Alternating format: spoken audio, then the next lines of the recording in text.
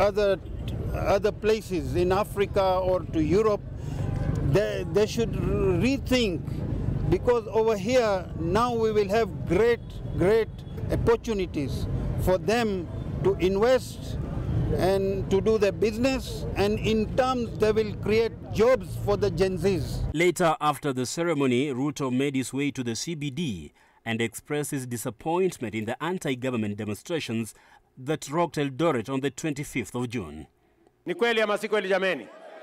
Hii Eldoret nilisikia ati kulikuwa na fujo hapa. Ati kuna watu wanataka kuchoma hii Eldoret. Hawa watu wa kuchoma hii city washindwe kabisa. Ama mnasemaje watu wa Eldoret? Mnataka hii town ichomeke? According to the head of state, the demos were destructive and Eldoret residents should never allow similar events to occur again, given the president's hometown is now a city. Timothy Simwa, K24 TV. Well, now I'm joined by Professor Fred Ogola, economic and governance expert. Thank you so much for creating time this morning. And as well, Wanjiku Thiga, gender justice advocate. Thank you so much for being with us on the New Dawn. And set to join us shortly will be Honorable Shege Maura, SG County Assembly's Forum. And as they say, ladies first, Wanjiku Thiga, Eldoret is now a city of champions. What do you make of the fifth city now in the country? I really think it's a misplaced priority in this country, honestly. We have more pressing issues that the government is not addressing. We did not ask for a city. Nobody asked for a city. So I don't understand why we are having a city, the president launching a city, while we need a lot of social cushioning for Kenyans, and especially youth. At the moment, we have pressing issues that young people placed on the table and they haven't been addressed. What we needed was reconciliatory measures that would have moved Kenya, especially young people, and government in tandem to create a harmonious working relationship, but it's ignored. And it's like when you're asking for, as a child, you're asking for a blue bike, but you are given maybe a doll. It's really not really connected at the end of the day. So for me, this is such a non-issue and a misplaced priority. Again, it shows how the government is not connected to Kenyans and to pressing issues that are of much more importance. What people want are young, especially young people, what young people want are jobs. How will a city help young people? There's also even a conversation of having Ruiru as a city. It's interesting because I come from Juja and Ruiru is my neighboring town. What are the standards of making a town a city, really? We have to go back to the drawing board, or these are just declarations that are given on roadsides just so that we can be able to pacify, or just looking for votes. It's even too early to start making such declarations. What we want is more work. Ruiru is very good. We want to see more industries coming up in Ruiru, so that young people from Juja, especially Juja is such a youthful town. If we had more industries coming up, then maybe we can have such a discussions. But really, no, that's not what we want. That's not what Kenyans want, really. On X, it was a big conversation on the statues that were mounted or erected in that particular city. Yeah. They will later be removed, in the midnight. And according to the county, they did not even purchase them. It was free. I mean, it was Kenyans who just chose to donate. Do you believe that narrative? Or they opted for maybe a cheaper or more affordable artist to do that work? And ended up with such disappointments. Yeah, that's an escapism kind of model. You see, we know that our country most of the time doesn't appreciate the creative economy.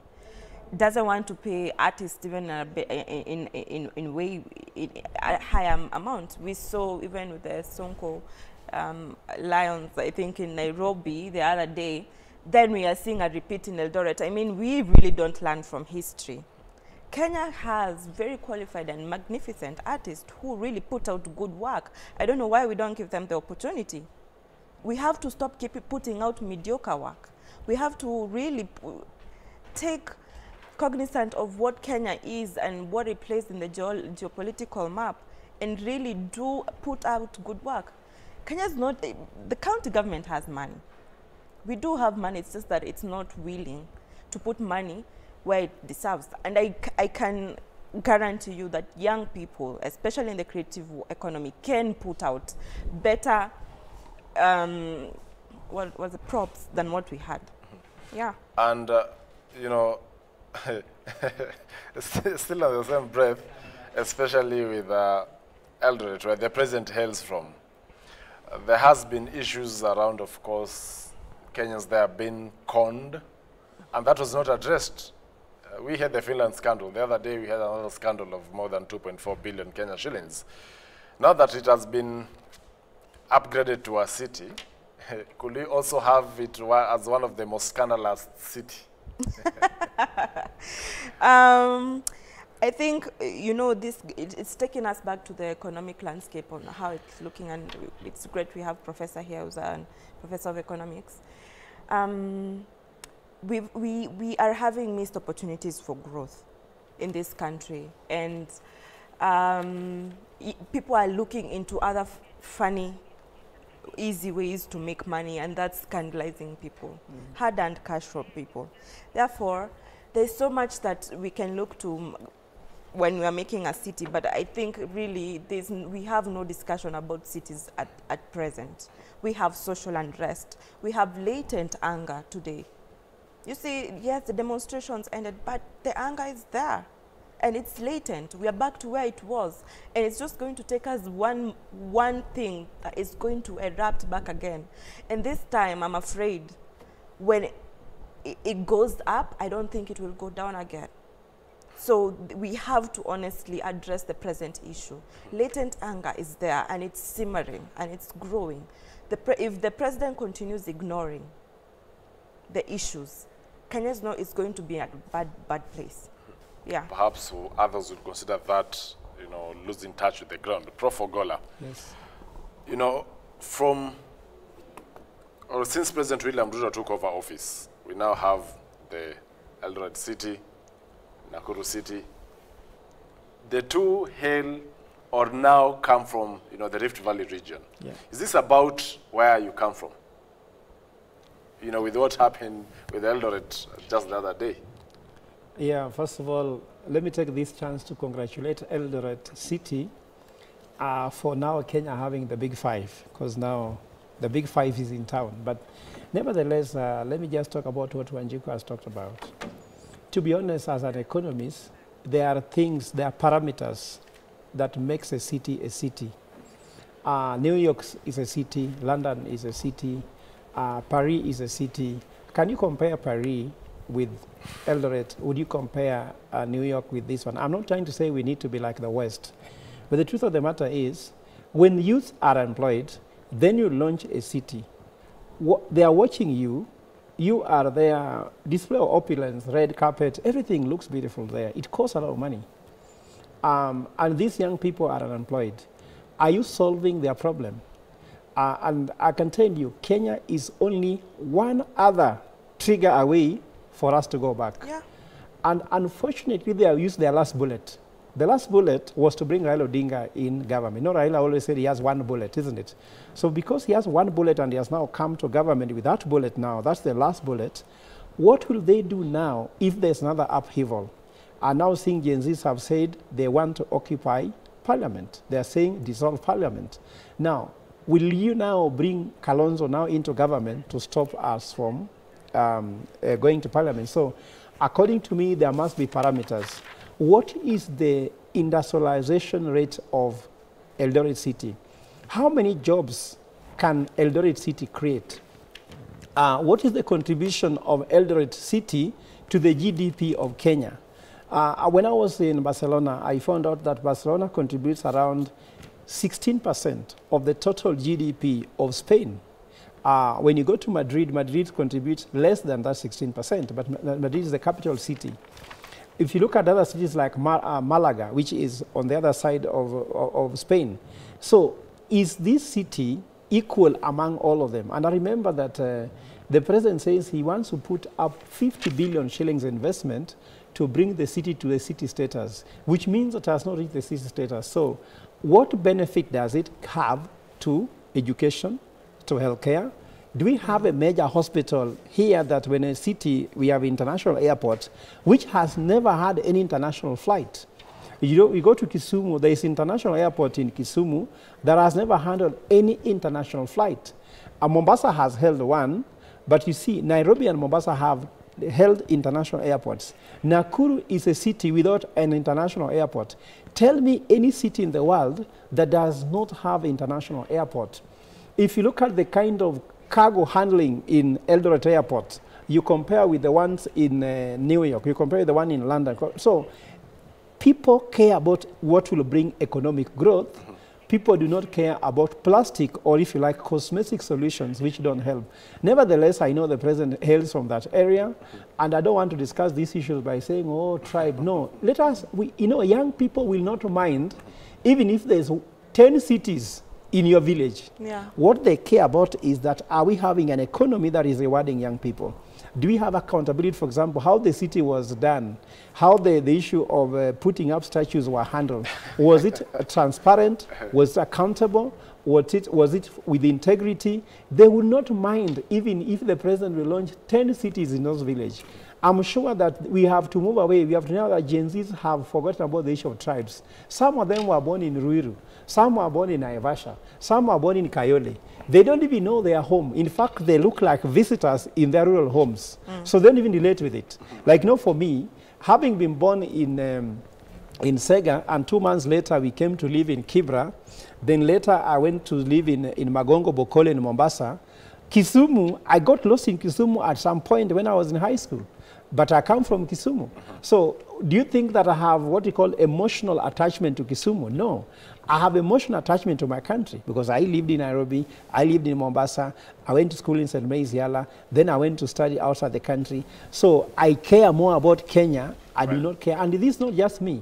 I'm a millennial, but look at now the Gen Zs. Some of them wanasema kwa shosho. Wanaita nyumbani kwa shosho. It's not even their home. So do you want to tell me that the Kikuyus who come from Kenyaga and Gen Zs, they nearly care about Kenyaga? They care about their country. Can this country create livelihoods for them? And remember that there's no country, there's no town in Kenya which there's a tribe missing. If you go to Eldoret, you'll find all tribes in Eldoret. Nairobi the same, Nakuru the same, Naivasha the same, Kisumu the same. So at that point, we don't care. Let's now focus on what's on our dailies this morning, beginning with our own publication. That is the People Daily, Kenya's #1 free newspaper, splashes that Kanja. Gen Z's taught us lessons. The police chief admits officers were overwhelmed by brave Kenyans who stormed parliament in protest against state opulence punitive taxes. That is on page 4 of the People Daily. Remember, he was vetted yesterday by the 2 joint parliamentary committees, and now the Inspector General of Police nominee, Douglas Kanja, spoke out for the first time at the June 25th events that saw scores of Gen Z protesters shot dead within the precincts of Parliament. Kanja was serving as the Deputy IG of Kenya Police Service at the time, was taken to task by lawmakers on whether there was laxity on the part of the National Police Service during the invasion of Parliament by hundreds of Gen Z protesters and the attack and the torching of City Hall. While appearing before the joint committees of the houses, of course, Kanja defended the NPS over suggestions that they did not perform their duties well. Kanja, who had been fitted for the successful operation during the 2019 Dusit-D2 terror attack, described the parliament invasion as his lowest moment in the service, but said that he had learned some vital lessons and will handle such situations better in future. Wanjiku, if at all he will be approved by Parliament to become the next IG, there could be another litmus, test for him. That is on the planned Gen Z, demos on 27th. It should be on Tuesday. Do you think Or, you know, I believe you followed the vetting of the IG nominee. Does he meet the standards of being Kenya's next IG after the former one resigned, if at all he resigned? To be honest, I think about Kenya's leadership and the responsibilities that we get and take. And I think let's go back to the global map. You see, leaders everywhere, not everywhere maybe, but particularly in a global level, they take so seriously their responsibility. We have this new IG come in, but we haven't seen any justice to the fallen heroes already. The country is moving on, and there are people who haven't been pacified. We can't even trust, or we can't trust him, because already we've seen people who were up before him really kill young people. I know democracy is a tree that is watered by blood of the freedom fighters or betrayers of democracy. And this wasn't necessary. Blood this time round wasn't necessary. The only blood that was shed, and rightfully, was during Mau Mau. But this time round, it was so wrong for them. So how can they move forward without even addressing issues? You see, when we carpet issues, Chacha, we leave holes that come back to bite us. So he's coming in and we are having protest again. He will replicate what his predecessors did. So we need a new person there. I don't know why we like recycling people. I don't know why. Perhaps they're banking on his 39 years of experience. But we can take fresher blood. He had the opportunity to serve with Dusit. He already did his time. Can we embrace new solutions, new people? Because they bring innovative solutions. They bring fresh perspectives. They've been able to interact with other situations. You see, and that's why this Raila Ruto won't work, because it's the same usual gig.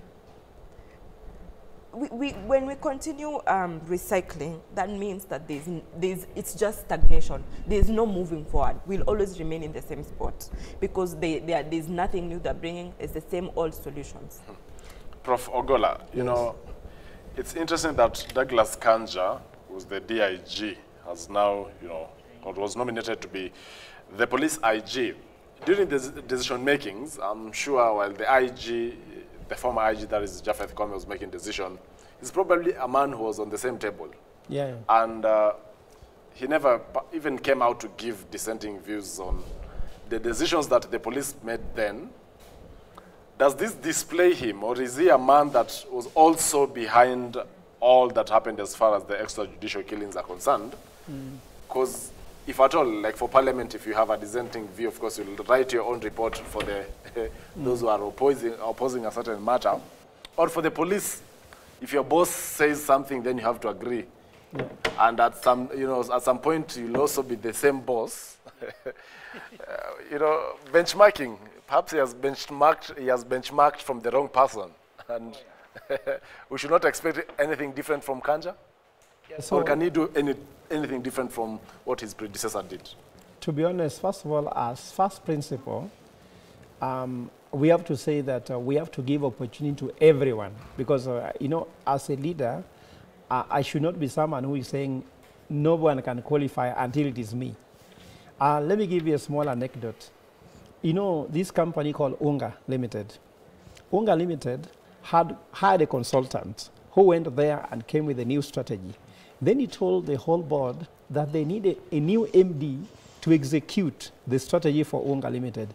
By that time, Unga Limited was the best company in terms of in the market share. So he disqualified everybody in the interview, saying, no, this guy lacks this, until the board said, then you should be the MD. When he became the MD, he brought down Unga Limited. Unga Limited has never enjoyed the grace it had before. So we also don't want to dismiss too much. But that said and done, I'll refer you back to a headline which was here. on the day they were vetting the CSS. And the headline was there by People's Daily saying, Parliament is the biggest washing machine. It's a place where everybody who is dirty comes to get cleansed, and then they go, you know, the instruments of the Constitution of Kenya are very powerful. Like now, Joel, if you are now running for an election to become president, immediately they declare you president-elect. The instrument of the Constitution will lift you up and take you to a level that is higher. So if the election was not done well, by the fact you have been declared president-elect, you are not like any other person. Remember, that's what happened when Ruto was declared the president-elect. Raila was saying, oh, you remain president-elect. He came to the president. So I'm trying to say here is that for me says the following, that the vetting system in Kenya that has vetted all thieves, like for example, if you go to Treasury, no, since history, Parliament has vetted everybody who passed through it. Whether you are appointed as a PS, as a CS, you have been the Inspector General, the Director of Public Prosecution, all those people have been through Parliament. Why is Kenya not clean? If the washing machine is not detecting the dirt, isn't it, and can be able to sterilize it and give us the right product, garbage in, garbage out. So when the garbage comes in, the garbage will have to come out. Yes. So that's what's happening. So Inspector General can be the same. The second point which I have... Maybe just to reinforce what you said. Yeah. You've seen how the CSs who have stepped out, yes. You've seen the scandals back in. Yeah. Yeah. Exactly what you're saying. So, yeah, so that's the point I'm trying. The second point, which I think is the most valuable point for me, is that we moved away and we brought the issue of police reforms. One of my former students, in the name of Eliud Kinodia, was in the office of the president, in charge of police reforms. Now he is the chair of the Police Service Commission. Now, when I was teaching him in Strathmore, we used to discuss about how police can reform and the rest, so I have a bit of an idea about what was his vision, and I think that's why his vision made him become the chair of the Police Service Commission. The issue we have, we were supposed to transform the police from a police force to a police service. But it's already a police service, or now, it's on paper? On paper. Those are brands written on paper. Now, I'm listening to his mindset. He explained how the Gen Zs were able to enter Parliament. He said they were overwhelmed. What did he want? He wanted the policemen to shoot everybody. So the statement already says that the software he's having is that of a police force. So if software is a police force and he wants to head a police service, there will be a coalition between the mindset of what the police should be, which is a police service, and the police force. Because according to me, you saw when the military came to town, they were very friendly to Kenyans. In fact, they were saying hi, and high five were being seen on the street. Well, they looked around and discovered that the people, these Gen Zs were not the problem, because they were peaceful, they had a handkerchief, they had water and a phone. When they saw that there was no need in town, they left and went back to the barracks. Now, with a policeman with the mindset of a police force in terms of being on the street, I was on the street, Joel. I was tear gassed. Were beaten up. I've been arrested by the police in front of Vigilance House, and then I'm being charged with lawful assembly, unlawful assembly. How can I stage unlawful assembly in front of Vigilance House, the headquarters of police? At that juncture, so what I'm trying to say in short, is that Kenya has no scarcity of leaders, and let us always not recycle and use, because when recycle and use, you get infections within, and therefore we cannot have a clean system of government. Share also your views via social media platforms at K24 TV, at Joel Chacha, as well on SMS and WhatsApp numbers, on Douglas Kanja being the Kenya's next IG. So far, he is a nominee and was vetted by Parliament. On other dailies, the standard Kenyans get a raw deal on fuel prices. We'll be touching on that after the short commercial break. The Star audit, who will save Kenyans from KEMSA? Taifa Leo, Uhuru achokozwa. And on the Daily Nation, shutdown looms in schools and universities. When we come back, we'll be reviewing the events of the week right here on The New Dawn. We take a short commercial break. Stay tuned.